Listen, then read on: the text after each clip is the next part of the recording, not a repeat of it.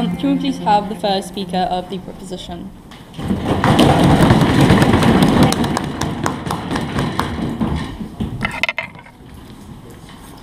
Ladies and gentlemen, here on the side proposition, we recognize that nationalism has its downfalls, resulting in things such as war and imperialism. But today, we will proudly convey why these harms do not outweigh the large amount of good that nationalism has done.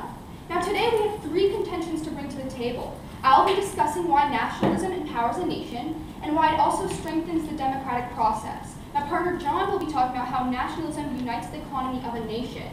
Before we begin to elaborate on those contentions, we'd like to define some terms.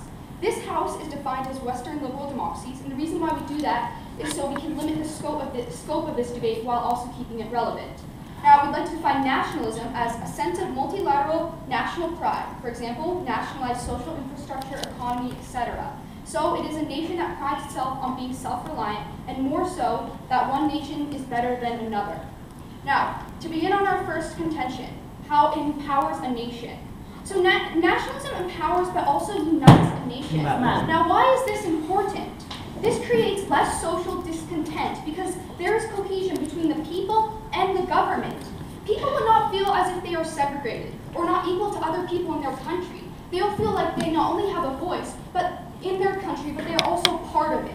This not only lessens discrimination and segregation, I'll take you in a minute, but it also helps minority groups, such as in the US. We can look at the Civil War. Now, before I begin to explain that, do you support the current rise of nationalism across Western European countries? Well, as I'm getting into my argument, we'll explain why there are many benefits to nationalism in all these different countries. So, as I was saying, we can look at the Civil War in the USA. This happened because there was not enough nationalism. The people in the US did not feel as if they were one. They were segregated as the North and the South. There was a lot of not at this time, there was a lot of racism and segregation. But when nationalism was introduced, the country united. The economy united. It was no longer the North and the South, but it was the United States of America. This created a lot less discrimination and hate. And now we can look at how many people immigrate to the US. How much nationalism is in the US. It's because of this that the US is so strong, democratically, but as a nation. Go ahead. In order to create that kind of national identity, they've literally slaughtered Indians in the US. How is that not being punished? As I was saying, we do recognize that there have been many downfalls to nationalism, and that each individual country has had many negative impacts on its society. But what we're saying is that even though in the beginning they did slaughter these people, they did have a lot of negative things happen, that once nationalism was introduced, and once the country felt united as one, this was eradicated. People became united. They no longer people segregated into community events. And this is why we stand for nationalism today. Now, we can also look at Germany. Germany has taken in over 1 million refugees. And we ask ourselves, oh, why did they do this? Well, it's because Germany has a large sense of nationalism, not at this time. And because of this, they feel responsible to be the best country in which they can be. And because of this, they took in refugees, because they think that they can provide the best possible life for these refugees.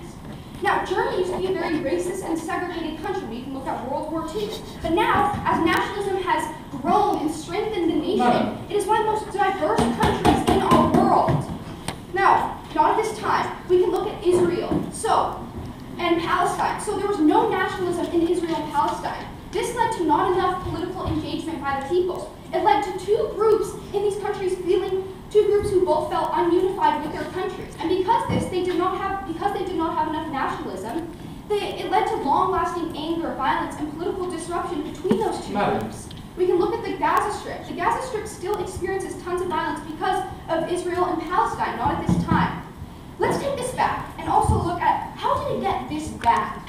When a group of non-native people, known as the Hamas, arrived in Israel, they were segregated, ostracized, and treated as if they were other. But for so long, and because of this, they had to declare their own sovereignty. But if Israel had simply nationalized society and incorporated these people into society, this whole conflict could have been avoided. We can look at Canada. Back in time, there were two distinct ethnic groups, the English and French-speaking people. They were all in Quebec, and for this created years of conflict, terrorism, and political unrest. And at the time, there was an extreme divide between these two groups of people. And in 1980, they tried to Quebec tried to separate from Canada through an in-federal referendum, not at this time. But this vote failed by by 2%. And the government's proposal to solve this problem was nationalism, to nationalize Quebec with Canada. What are the results of this, we may ask? Well, by doing this, the government created legislative issues in order to protect French culture, protect French religion and customs. And because of this, now Canada is one of the most nationalized and united nations in the whole world. In 2013, there was a survey done in Canada, and it revealed that less than 10% of people in Quebec wanted to separate from Canada. That is just one example of how nationalism has strengthened a nation. Now, on to my next contention. I'll be talking about the strength and democratic process. The ideal, this represents that no nation is over, that, go ahead. Okay, insofar as you support nationalism, you must also support the fact that Britain choose to leave the EU directly because of this. So we are entirely happy that you decided to bring this up, because what we are saying is that, in fact, we believe that the EU suppressed and oppressed Britain's sense of nationalism when they needed to take in refugees. Who took in the most refugees? The UK. When the EU dollar was really low, the pound was really high. The UK has constantly been striving and doing such great things for the EU, and because of the EU always put their burden of all these countries on the UK, this is why they exited. This is why Brexit happened. It's because they're a national, united country now, and now they're going to be stronger than ever. We recognize that there is a bit of economic problems right now going, but we believe that this will resolve once this nationalized country of the UK will continue on its prosperous nationwide life. Okay, now back onto my point. Now, the state is the ideal representation of this, not this time, nationalism, is that one nation is over all other nations. This does not mean that these nations do not want to help other nations, integrate or associate with other nations. It promotes this actually, because each country thinks that they are the best, and because of this, they want to be the best that they can be. This makes people feel enfranchised and connected with their own country, particularly in the government. This leads to the public wanting to actually participate more in the democratic process of their government within their countries. Ma'am? Go ahead. Are you saying that I cannot go out and vote just because I don't believe my country is the greatest thing that ever happened to the world? No, we are saying that by uniting your country, making your people feel as if they're part of your country, they have a say, that their voice is heard, by completely nationalizing this, we're making people and influencing them to actually participate, to want to go vote, that they won't have to say, I don't want to go vote because I don't feel like I belong in my country. I don't feel like I have a voice. So this is creating and influencing participation in our government. We can look at Canada, for example. And we can look at the nationalization of healthcare and the banks. Anyone in Canada has one of the highest voting turnouts. It's because Canada is one of the most nationalized countries that they are so successful and prosperous. This is incredibly important. We can look at the Quebec Sovereignty Party. So ever in the beginning, the Quebec Sovereignty Party was only advocating for one group. But after nationalism, this lost a lot of support and respect because Canada was united. They didn't want to advocate for just one group. They wanted to advocate for Canada as a whole. And now this left Canada and this can leave many other countries from being forced and influenced by radicalized groups. And because of these contentions, and many more that my partners will state, we believe that nationalism creates many more benefits than harm. Thank you.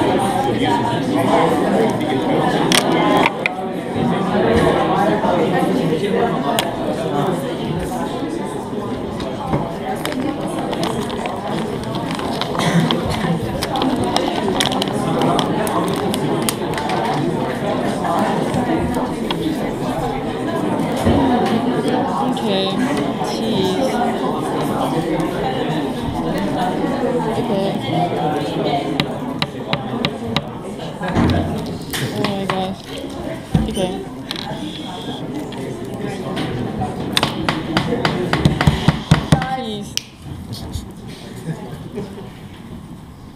Can we please have the first speaker of the opposition?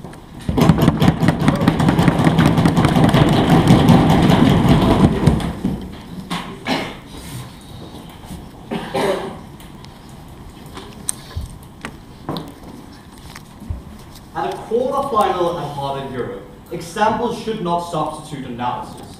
Well, let's deal with a prime example that came out of a side proposition, which is Germany.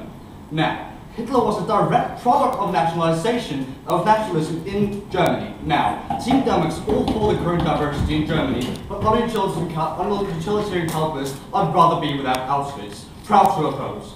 Now, we have three main conditions for you today. First of all, in terms of social cohesion, secondly, international cooperation, and thirdly, we're going to talk to you about how we're getting worse policies based upon this nationalism. But firstly, let me deal with some refutation and some clearing up of this debate. First issue with side proposition in terms of their model. Now, when she defined this as Western liberal democracies, I'm pretty sure she simply just misspoke. We should later talk about Israel and Palestine. We must certainly debate the core principle of nationalism. They must also defend nationalism in Russia, China, etc. Now, her first idea was this idea: it creates more unity, more social cohesion. First of all, we didn't really hear any sort of analysis of why this is actually the case. My first constructive point is in direct clash with this. But furthermore, this example of the Civil War completely contradicts this line of analysis, because the Civil War was a disagreement about the national identity itself. We see that nationalism throughout history is actually very violent, not mitigated in any sort of sense. But moving on to this idea about Germany, about how this has been a more diverse thing. We see that the rhetorics of nationalist movements, for instance in the US, which is also an example they've used throughout their case, is actually what creates disunity and hurts social cohesion in the status quo. Our prime example, Donald Trump. Let's make America great again, just simply without Muslims. This is incredibly harmful and quite divisive. Secondly, this idea of democratic enfranchisement. Well, first of all, Mr. Speaker, this is based upon the premise that everyone agrees with the sense of national identity. This is simply not the case in modern day globalized Europe, for instance. I'll talk more about this in my constructive. But furthermore, the idea that people are going to start vote more because we have this sense of national unity is quite frankly absurd. We didn't really get any sort of logical links to this. Now, moving into my first constructive point about social cohesion. Now, the first thing I'm going to examine is how the national identity is actually formed. Later on, I'm going to talk to you about the implications of this. Now, how do you form a national identity? Well, we see that the prerequisite is a common denominator. We see the homogeneous societies of Denmark, Sweden, Germany, etc., basically France, Germany, all Western Europe. It is basically ethnic identity. That is because you have to have something that the majority shares. Now, what are the implications of this? Well, because if you want to have a national identity, if you want to have an us, you have to have a them. This is incredibly important because it creates division, because it creates an adversarial approach to what it means to be a part of your own nation. Incredibly harmful. Now, so what are the direct implications of this? Now I'm going to address the issue of ethnic minorities. We see this across Western Europe. We give the example of the Moroccans in Netherlands being slurred by the right-wing national politician Geert Wilders. We give the Marine Le Pen getting abused to Muslims in France, all these kind of things. What are the direct ramifications of this? Well, we see that you marginalize them from their own society, from their own nations. Incredibly harmful because it hurts social cohesion. You distance them from the government.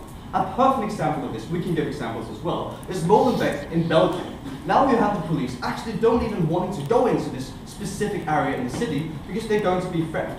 Why? Well, because the residents of this area don't feel that they represent something they're a part of because of the national rhetoric of the politicians.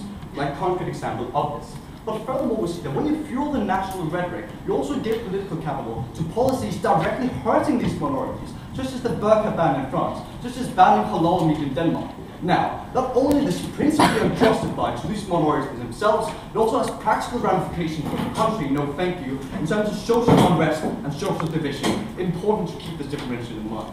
Now, moving on to talk to you about how this actually, how national identity is influenced by a general monopoly. We see that the national movements across Western Europe, which they support in their side of the house, generally develop a monopoly on the discourse. That is to say that we don't see any sort of development in what it means to be a part of this nation. That's ultimately very harmful because it creates a static perception of the national identity. That's why we see a lot of countries, not only in Western liberal democracies, no thank you, like drawing parallels back to history in terms of like creating their national identity. I'm going to explore the ramifications in this in my second argument, which I'll go into now. In terms of international corporations, first I'm going to examine like justification of war and expansionary foreign policy, and secondly I'm going to address the issue of trade. Okay.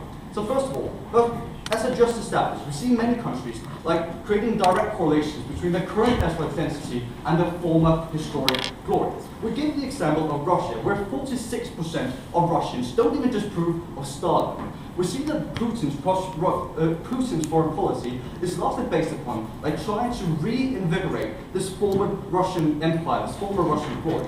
Now, the practical ramification of this is first of all the invasion of Georgia in 2008, and furthermore the annexation of Crimea. Fundamentally very harmful because it distorts the international society and hurts peace in these specific regions. Furthermore, we give the example of simply just the US, which they addressed quite a lot in their first speech. We see that these people just simply justify war based upon the premise that their country is so great that they ought to go out into different regions and spread some good old American democracy. Fundamentally harmful because you convince the voters that these interventions are a good idea based upon not merit of the individual military operation, but simply just like diluted by national rhetoric. Clara will elaborate upon this in her second argument. Okay, now, what we want to talk to you about the issue of trade, but before I do so, I will take a few water. So you've stated a couple of times that there's these radical national groups across Europe. Can you tell us the difference between a national pride, a sense of national pride, and abject racism?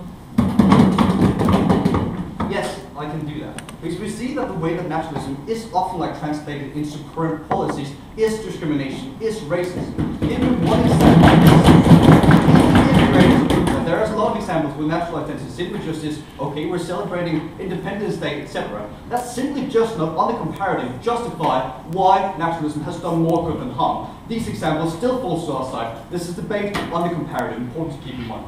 Now, I'm going to talk to you about trade. Because we see that when you elevate the importance of the nation state and fuel this national rhetoric, you put sovereignty as the ideal for the state, the most important thing. Because nobody should go in and tell you what to do in your country.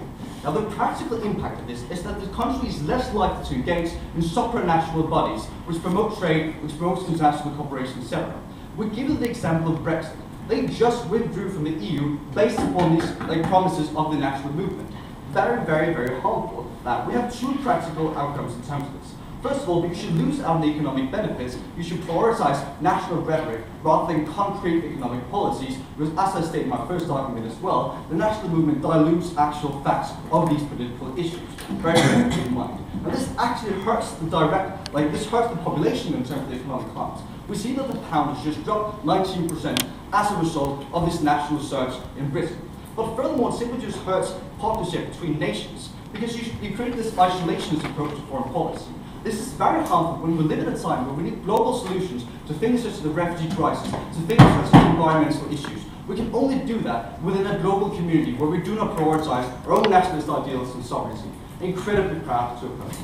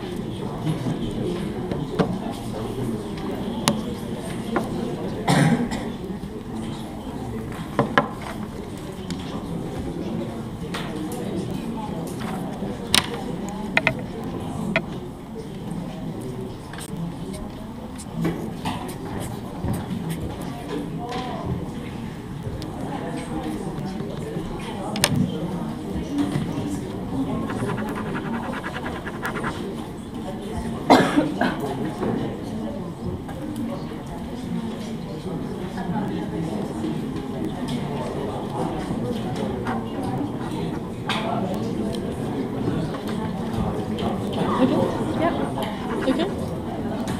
Okay. Thank you. Okay. Can we please have the second proposition speaker?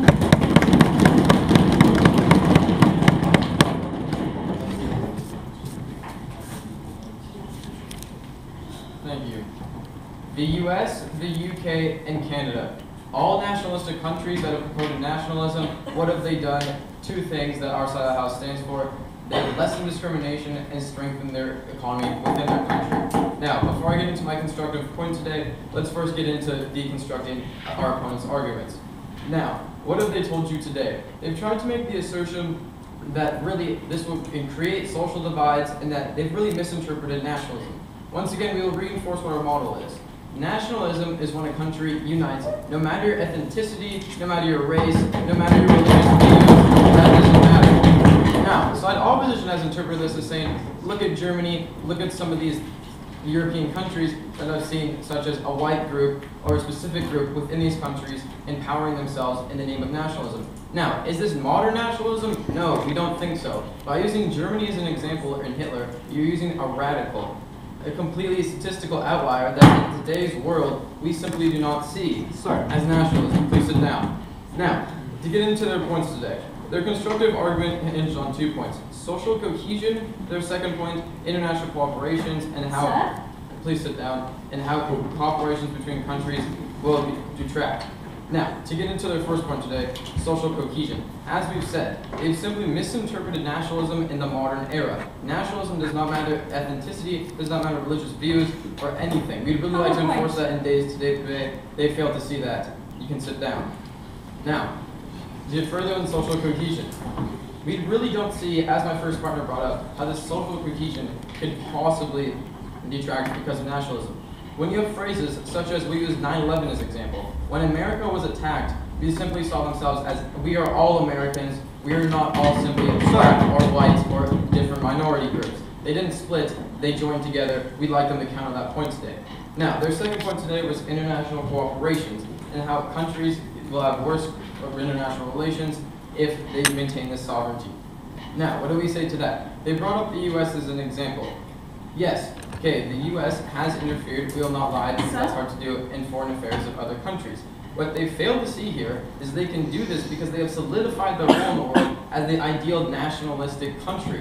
Now, I'll get further into those points, and as I get into my constructive argument. Now, the point I'll be bringing you today is how this unites the economy, and our two views I'll be going from is how nationalist economies versus non-nationalist economies. You'll see some clear benefits. You seem to disagree. You cannot simply model this against Western liberal democracies and then say it's not about the entirety of Western Europe, only the US and Canada. Please address this. Once again, if you look at France and the recent attacks, they are all French citizens. They're not simply the white majority has banded together, and these small religious groups have banded together. They are all French citizens. Look at the campaigns going on there. The French president himself has said, as a direct quote, we are all French today. We don't see simply how this continuous social cohesion can possibly divide countries. Now, to get into my economics point today, which I think you'll find very extensive, they will have a hard time rebutting. Let's get into it today. Nationalist versus non-nationalist. Nationalist countries rely on the diversification and simply not relying on one resource. When you become not reliant and you diversify, you strengthen your dollar, you strengthen your purchasing power, and you strengthen your progressive growth as a world economy. Now, how does this benefit the citizens? As a citizen, on a personal level, you'll see better products in your country. You can know that these products will always be there for you, and that your dollar, no matter what, will always be consistent around the world because it's backed by a country that is diversified. Now, on the non-nationalistic view, the reliancy is gone. Take a country such as Venezuela, for example. They're completely reliant on a natural resource. Now, since they're non-nationalistic, these countries rely, when they're not nationalistic, on having to export these materials. Now, before they can import things, they have to raise the funds. In a country such as Venezuela, when their main product that they produce, simply they can't sell on a world market for less than they actually produce it for. This doesn't make sense. This increases inflation. This is why nationalistic economies are better. You seem to disagree. If your point about economy is so good, please explain to me why Venezuela is on the borderline to going bankrupt. we said, they want a diversified economy. A nationalistic economy is diversified, as we just said, they're on borderline bankruptcy because they're reliant on a particular natural resource. Further on in our case, they're also going to try to bring up how can a nation diversify if they're going bankrupt. We'll also address that now. If a nation simply doesn't have the money, what do? We look at the long-term benefits and the short-term benefits now. An economy in any part of the world today is meant to last. I think side opposition will have a hard time arguing that. Now, as we move on with this, yes, take the EU for example in Brexit. We love that they brought this point up because England is a perfect example of a strengthening economy. Now, a long time ago, as they recognized, they need to maintain the pound versus the EU. The fact that they didn't mesh their pound and dollar with the EU shows that they knew that this point may come. Now, let's get to this point in history today. As Brexit occurs, yes, as we've already seen, a social cohesion there, but on an economic level. They brought how the pound has dropped a significant percentage. Now, short-term versus long-term economic views today. You rely that your economy will be prosperous for generations, not simply in a week when the pound drops. What does also nationalistic views do? It promotes growth within a country, not growth within outside countries. We see how now we're getting to the point of not just how nationalistic economies support own countries, it allows other countries in the world to maintain their roles and be a part of the country. Now, what do we mean by this? Foreign investments, such as English countries and many European countries, as they continue to like to call it, the European countries included in this, that aren't nationalistic. Now, let's think about that for a second. Non-nationalistic European countries, what do they rely on? For example, African resources and mining resources. What does this do to African countries, not just the countries that own this? The African countries are oppressed because they simply can't afford the resources. They give people the jobs in the country, but all of the resources are flowing out of the country, not benefiting their economies. To make this simple, if somebody in Africa, for example, we'll give you Zimbabwe and Botswana, those are war-torn countries simply because their economies haven't been able to progress because external factors against nationalism are controlling their economies. We think this point stands, they'll have a hard time rebutting it. Now, what have I told you about this economy point? The nationalist versus the non-nationalistic economies today and how diversification in nationalism promotes growth. Our second point today is how can a nation diversify if they don't have the money? We've answered this through the fact that short-term goal benefits much do not outweigh long-term goals. We see Britain doing this and recognizing they knew before they left the EU the pound would drop. Every financial analyst predicted this, yet they still did it because they knew the long-term effects would strengthen their economy. We further this by saying that with the foreign relations and foreign investments, by investing in your own country, you're allowing external countries to invest in their own countries and further their growth without being continuously taken advantage of by European countries and other countries that they brought up today. That is why, and for more points that my third speaker will be elaborating on, we believe that we've won this debate today because there are 2 points of how social cohesion doesn't exist in nationalistic countries. International cooperations will fail, really doesn't stand up under our arguments today. Thank you.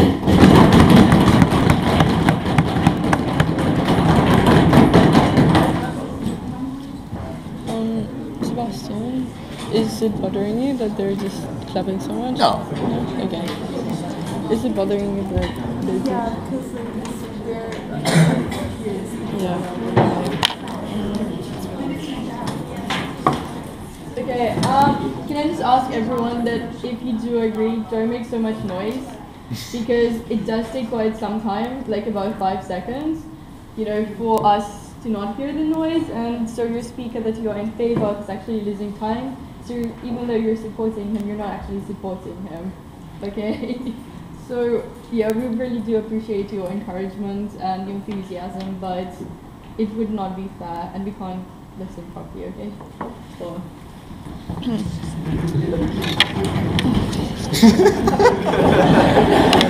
So ironic. Really?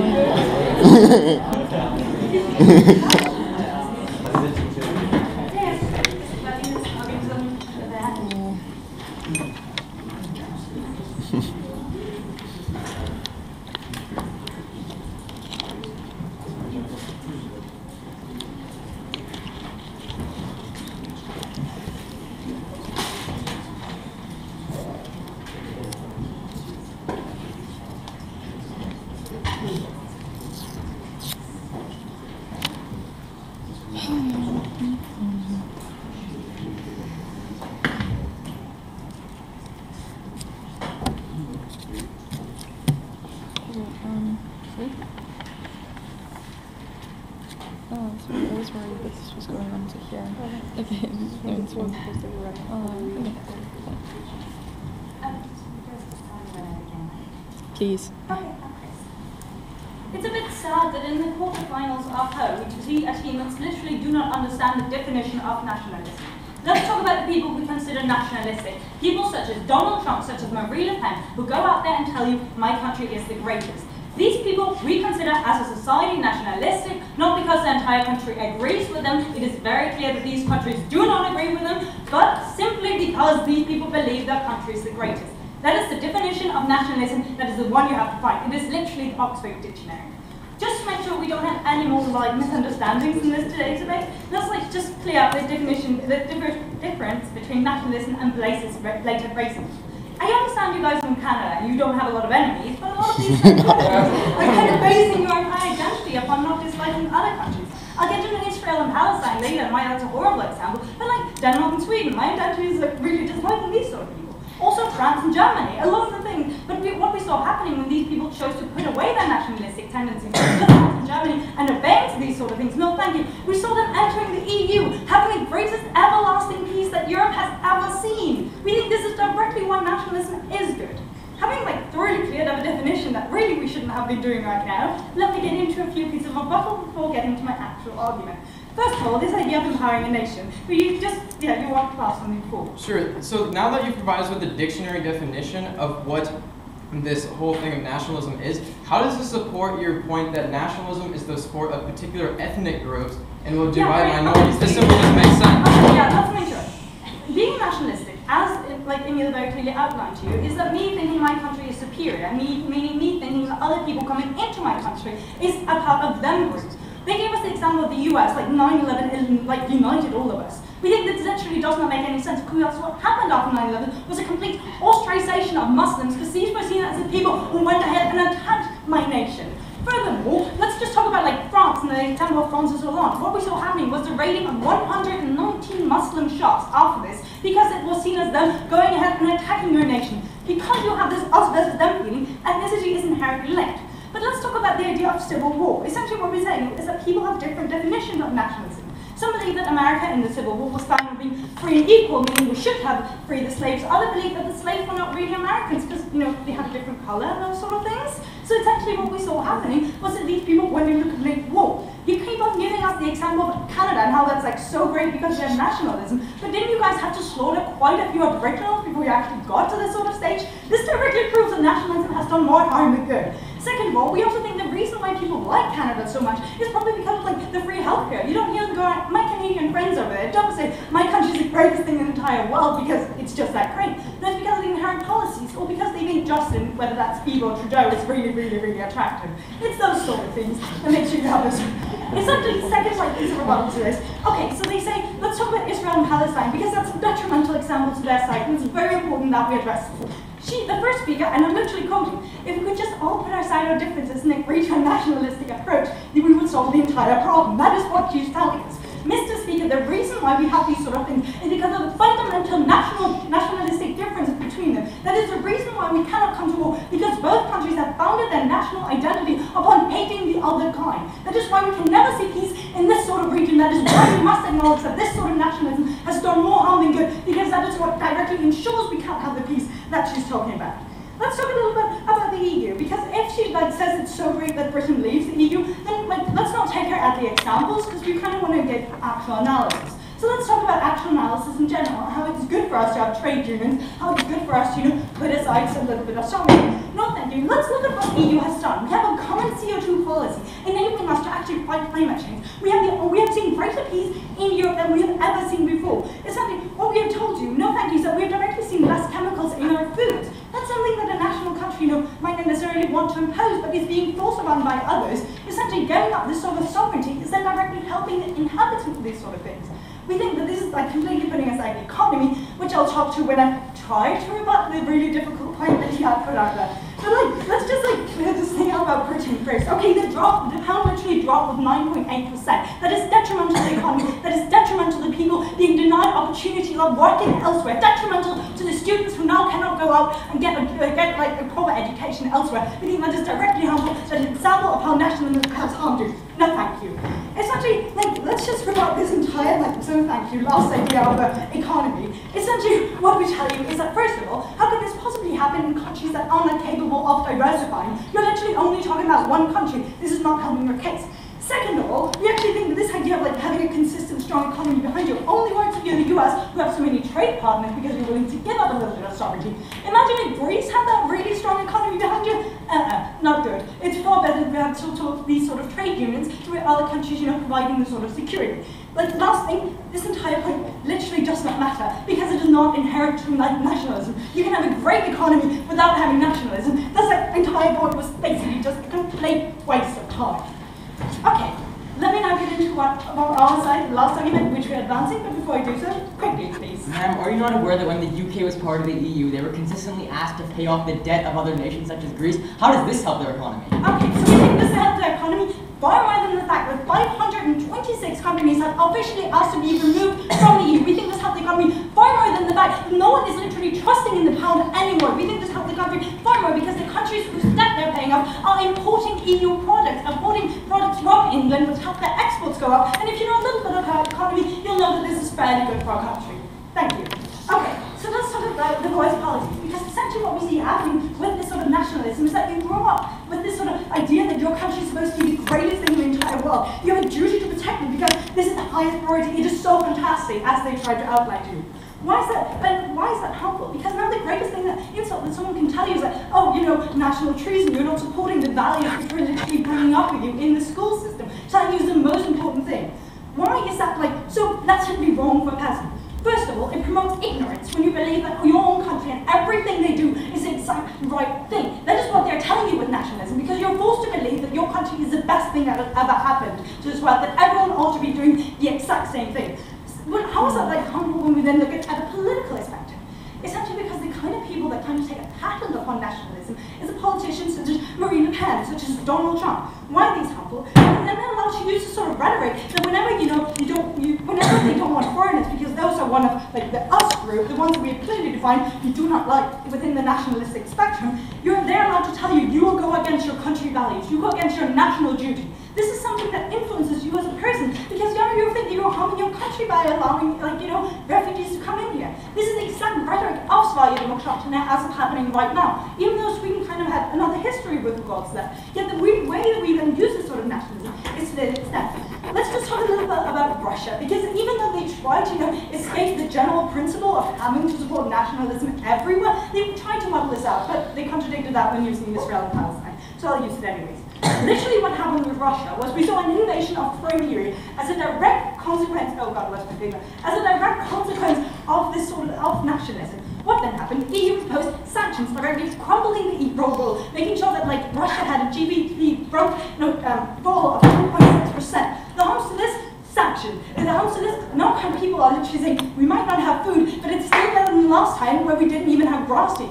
Because people end in this sort of situation because of nationalism, and because they're willing to accept it because of nationalism, because they think Putin is so great, that's definitely done more harm than good. Thank you.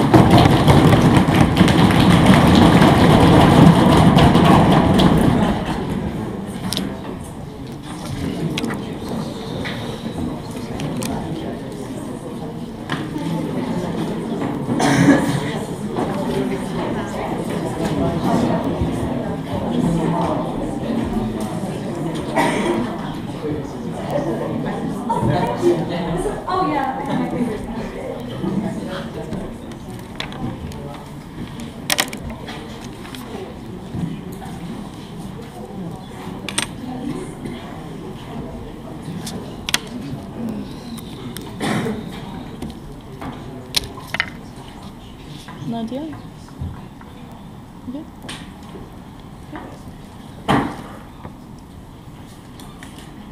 Ladies and gentlemen, side opposition has fundamentally mischaracterized our stance in today's debate. We on side government are not saying that nationalism has no drawbacks, nor that it is entirely beneficial in all scenarios. What we are saying is that nationalism has simply done more good than harm.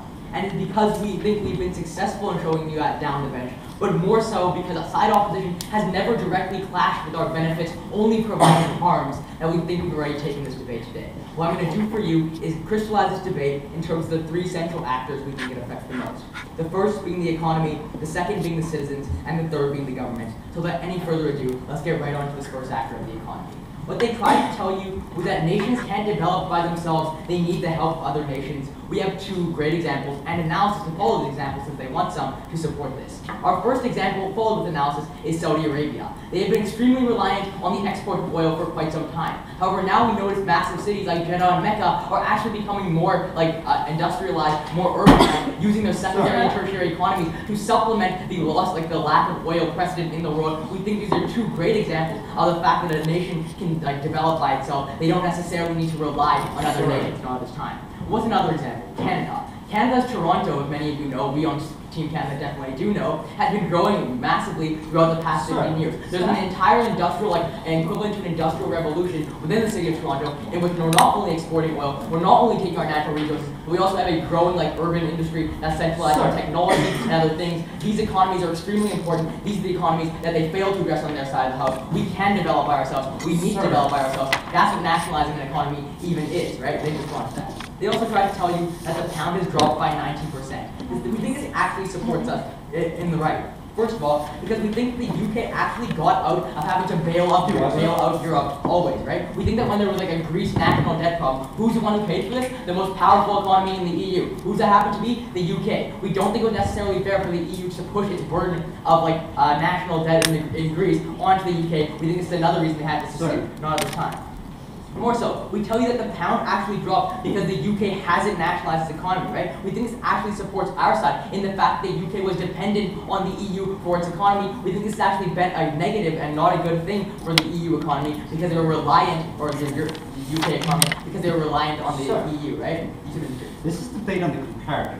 Why is how great you guys have it in Canada more important than the hateful rhetoric of nationalist parties in Europe? Okay, I'll get to that in a bit, but we think that all side opposition today has done is look at the very few outliers. In fact, we think that there hasn't been a radical nationalism established besides the potential threat of Donald Trump, which isn't actually in power right now, since the Cold War. We think that most nationalistic societies, such as Canada, such as Germany, such as the UK, have actually been not as radical in the so we don't think that's necessarily a fair point on their side of the house, but I'll touch on that a bit later.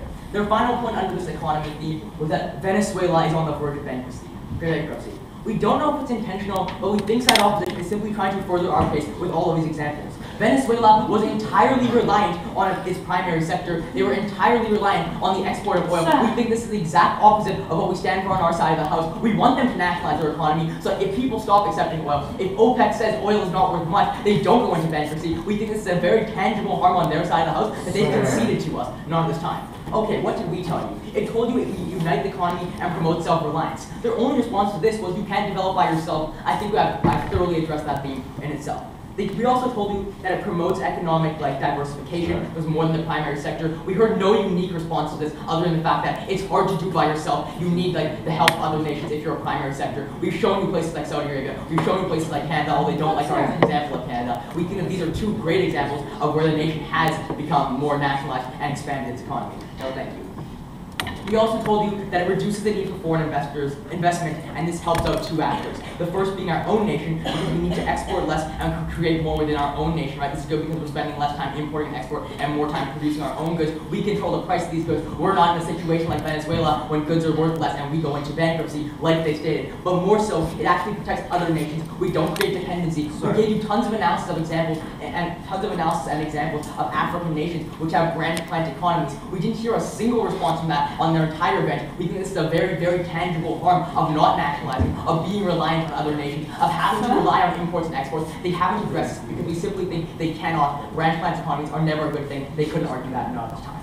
Okay, let's get on to the second theme of the citizens. What they tried to tell you is that we have predominantly homogeneous societies, and that they gave you this really weird narrative how you have to have an us and you have to have a them. Alright? We think these are all examples of authoritarian discrimination, not necessarily nationalism. We want to make a clear distinction between nationalism and racism. We don't think that every single nationalistic country, such as Germany, is still racist in the like. We think that's not necessarily fair of them to assert on their side of the house. but more so. We think that even some democracies nowadays still have these like very, very racist ideologies. We give you the example of North Korea, which is technically still a democracy. We don't say all democracies are like North Korea just because we have one example of a radical nation. We think we need to make a clear distinction between radicalization and nationalism because they hinge their entire argument on this idea of radicalization and not nationalism. We think we won that point alone. Okay, they also talked about this idea of ethnic minorities, and what they told you is that there's radical national groups. Once again, I think that previous response I gave you is enough, but let's go into it a bit more, right? We need to hear a difference between why parties support national pride and racism. Things like Donald Trump's policy to ban all Muslims is strictly racist, it's unconstitutional, so even if he does get into power, we think he'd be impeached. But even then, if you don't buy that what he's saying is racist and is simply nationalistic, we think that there's a very clear difference on our side of the house, right? We define nationalism as implementing policy and forming your country around its own needs politically, legislatively, economically. We don't think that's the same thing as like being racist or discriminatory. We'd like to make that very clear distinction on our side of the house.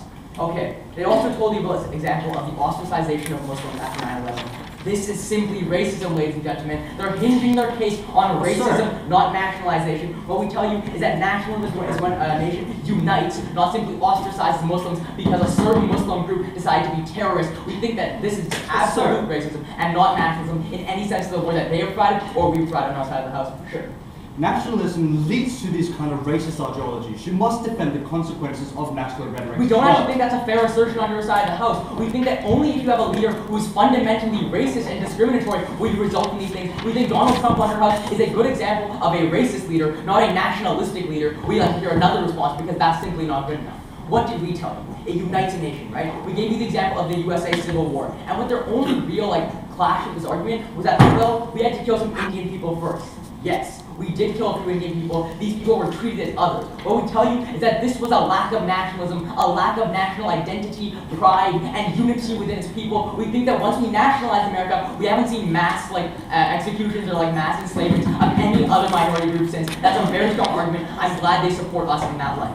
Okay. We also told you about Israel and Palestine. They said their only response was that it's not WLD. Of course, ladies and gentlemen, we define ourselves as WLDs, but we're giving you a substantive analysis outside of that because we think this is a relevant slippery slope, right? When you don't provide nationalism, this is what happens to nations. Israel was once a very stable nation until the Hamas came in and therefore turned the country into complete political unrest. We think that Israel before this was actually part of the EU, was part of the Military Service Council of the UN. They were a very, very prominent nation and they were very democratic in the like. So we think that this is actually a slippery slope that we're willing to fight for. Okay, let's quickly talk about the government. We told you one major thing. We told you that there's more democratic engagement, higher voter turnout, something like this. Morgan gave you substantive analysis. We never heard a response. And so, ladies and gentlemen, it's because we think that nationalism has done more good than harm, and they've only provided you harm and not clashed with any of our benefits, we think we've taken this debate. Thank you.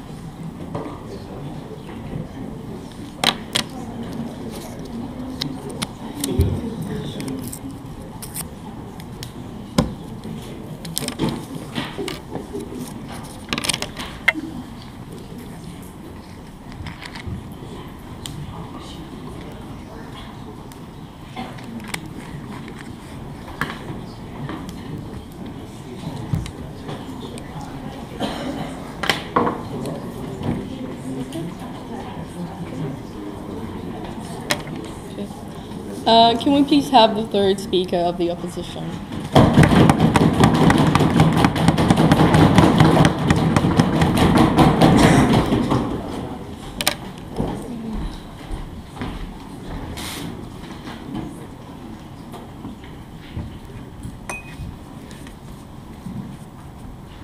Ready?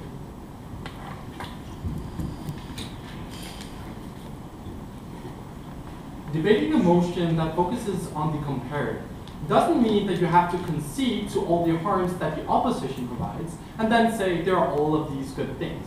You have to tackle the harms that the opposition bench provides and then compare them to those you have benefits you have on your side.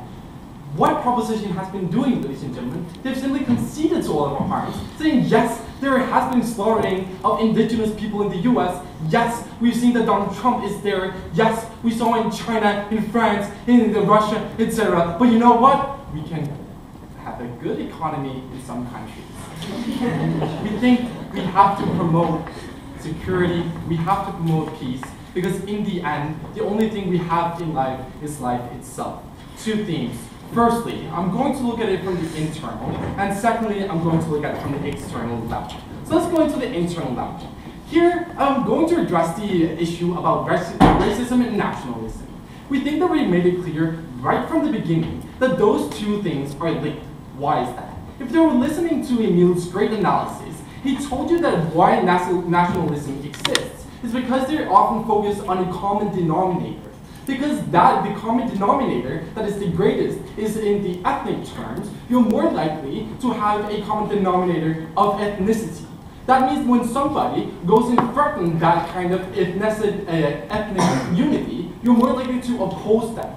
We've seen this time over and over again, and lately we see this in even China, where only 9% actually have a favorable view of Japan, right? We think that that is something we have to recognize when they use the ethnicity as a common denominator. That's why they're linked. And if they want to defend nationalism, they also have to defend what it leads to. So therefore, we think they are linked. I'm going here to look at Emil's point, what he brought up, and how we increase social cohesion.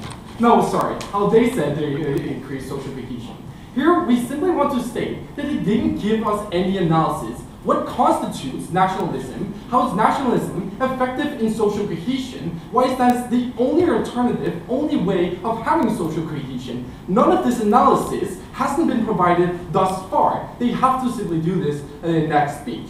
But secondly, we gave you the example of how you discriminate Indians in the US and how that leads to discrimination of marginalized groups. Say, in Turkey, where a lot of Kurds are being discriminated against. We see that Erdogan, the prime minister of Turkey, has been pushed into actually oppressing them even more because of the nationalistic voters he had. He had started talks with the Kurds, starting to actually have a ceasefire with them, but he has to withdraw from that because of its voters that are nationalistic, has this national identity, didn't agree with it. We think that this peace in the end and security for people is what we have to prioritize, even if it gives collective identity in some countries, such as the beautiful country of Canada.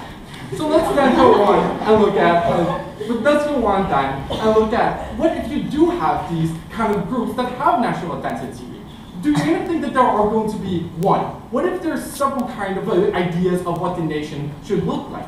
We think that once you have this kind of nationalistic view, you're going to oppose different groups, and you're going to have more likely to have fights between those kind of groups, right? But let's look at this. Okay. Let's say that even if nationalism has been great in the history so far, we think that in the future, we think that then they're more likely to actually allow for expansionism and going to actually oppose other nations. Why is that? Because once you have an image of the country as being the best country in the world, such as Russia, when they look towards the Soviet Union and said we want to become a Greek power again, we think that that allows for further actually interventions, right? As we saw in Crimea in 2014, we saw in Georgia in 2008. We think that in the future that will happen again if they really want to uphold this nationalistic image of themselves, not at this time.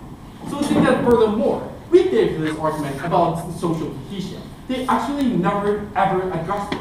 We think that they have to do this, not just concede to all of the harms we have, but we think that simultaneously, when they concede to all of the harms we do have, we think that we prioritize that over the benefits that they may have in this debate. So on that basis, we think we win. No thank you. But furthermore, we gave you the analysis of how to decrease discussion.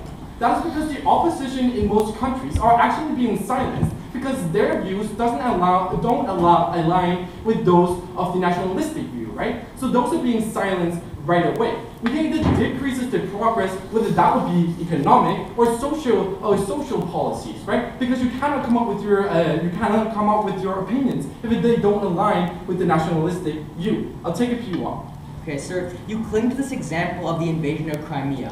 However, are you not aware that Russia did this to help nationalize Crimea's huge Russian population that was segregated after World War II? That is true. You just concede to that being a harm on your side as well. Because if you want to uphold the nationalistic view in Crimea, that is essentially the reason why they intervened in the first place, right? To uphold that. But we think the true reason why they actually went in there was because there was such a horrible economic situation in Russia that they had to focus on something else. They had to uphold their image as a great superpower that can still take over the world. That's why they went into Crimea. Externally. Here we think, I would like to address Africa, right? Because we think that it's not inherent to them not nationalizing companies that their economies are bad. We think there's several other reasons why they simply haven't been Western Europe.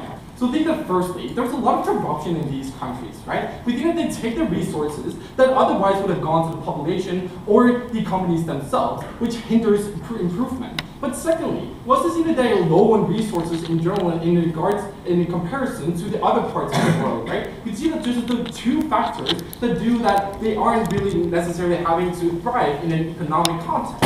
But just the mere fact that they harp so much in economy is just a waste of time, essentially because nationalizing company is not inherent to nationalism, ladies and gentlemen. We don't think this is something that should be in this debate because it's not inherent to having a national feeling, national identity. It's inherent to nationalizing companies, which also happens in countries where you don't have a national identity, such as Denmark. But we say that even in that case, right, we think that when you nationalize companies, right, we think that they're going to create a monopoly if we take them at the best, right? We think that they're going to create a monopoly within these countries because the government is more likely to have that being the only company that actually thrived in that country, right? Because they want all the tax returns, right? And they want to have the most money, right? So especially in Africa, you have corrupt leaders. We think what happens then when you have a monopoly is that you decrease competition, you decrease the possibility for other companies coming in. You essentially have fixed prices from the get-go, right? So saying that no, you do not get cheaper products. And they can do that because they don't have anyone to compete against, right? So saying no, you get worse products, you get worse prices because of that, right? Secondly, let's look at the whole thing about trade we talked about. Their only response was that UK got out of bailing out Greece. We think that's a good thing. That was their response. Well, even if we take this at their highest point and say everyone leaves the EU, we think that just the mere fact that nobody bails out Greece only affects the whole EU as a whole, even if the EU didn't exist. Because now they cannot bail out the country when it goes bankrupt. And when we live in an interdependent world, it means that our economies affect each other. We simply have to bail out Greece if we don't want to have that situation. In the end, we think that we have to prioritize security. We do that in that policy.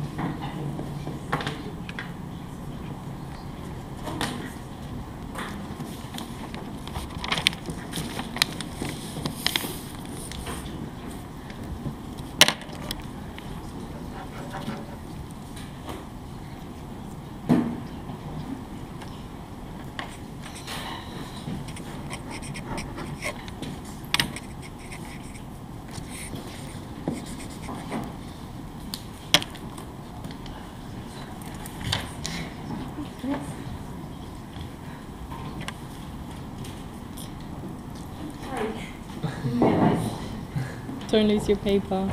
I'll try.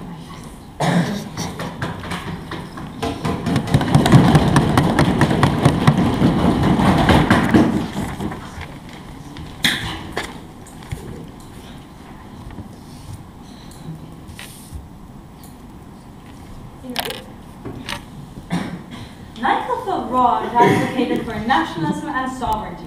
When realizing the consequences of actually, implementing these sort of things, he decided to concede all harms and simply resign. Do you think that sounds like someone we know in today's debate? We kind of do. Okay, 3 questions before we get 3 questions to define what actually take this debate. And first of all, we actually have to, engage with what is nationalism, because somehow it seems to be a reassuring problem. Essentially, what their definition is that everyone unites in one country disregarding of ethnicity and religion. This literally does not make any sense. Since that nationalism was founded within antagonism, as we have been telling you down the bench, literally telling yourself you're different from things such as Sweden, such as Denmark, you're different when you talk about Germany and France, you're different from, the Muslim region of the world, because this is directly contradictory. And this is because there's a reason why The Guardian is writing nationalism is rising in politics in Europe. That's not because every single country suddenly think they're the greatest thing ever. That is because the right-wing parties are showing up. The definition literally does not match today's world.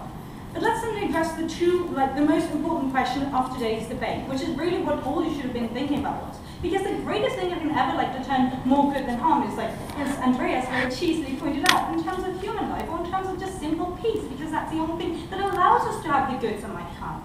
Essentially what we told you is that we will literally never have this sort of peace had it been for people continuing to have, these strong nationalistic tendencies. We gave you the example of Russia's expansionary theory of China, but more importantly, they chose to take into this debate Israel and Palestine.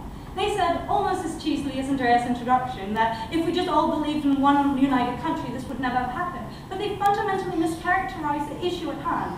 The reason why Israel and Palestine will never find peace, the reason why we continue to see these atrocities reoccurring again and again and again, is literally because both parties are so greatly nationalistic that they can never, ever come to terms in this sort of situation. That is why nationalism has fundamentally done more good than harm, not done more harm than good, because it is a direct reason as to why we will continue to see fighting happening all over the globe, because people refuse to, begin to respect these sort of things.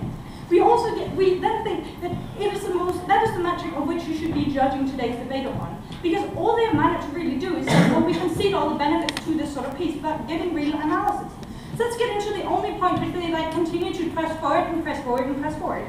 The idea of one an economy.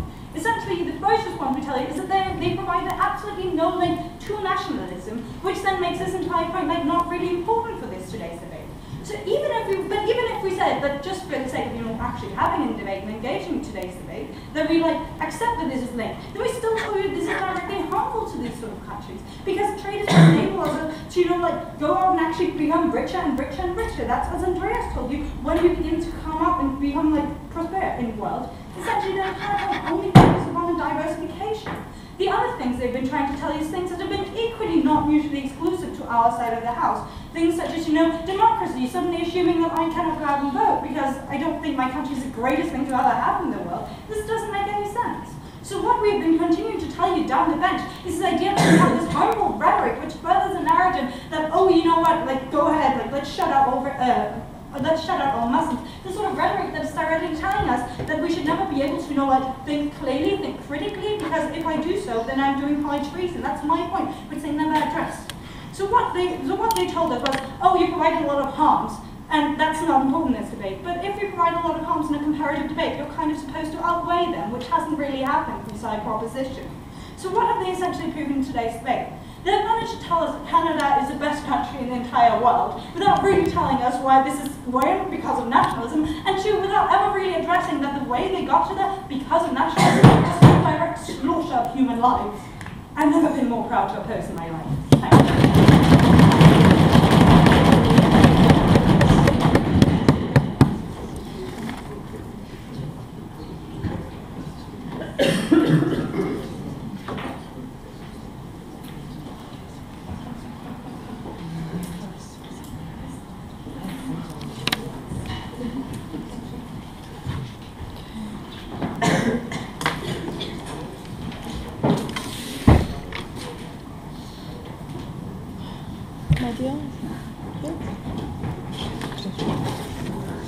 Can we please have the last and final speech?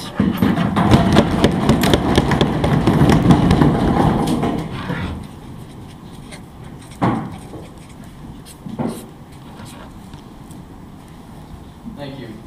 The direct slaughter slaughter of human life, achieving nationalism is one of the many things side opposition has brought you today in generalizations, and that we're proud to stand against because they fundamentally misunderstand nationalism.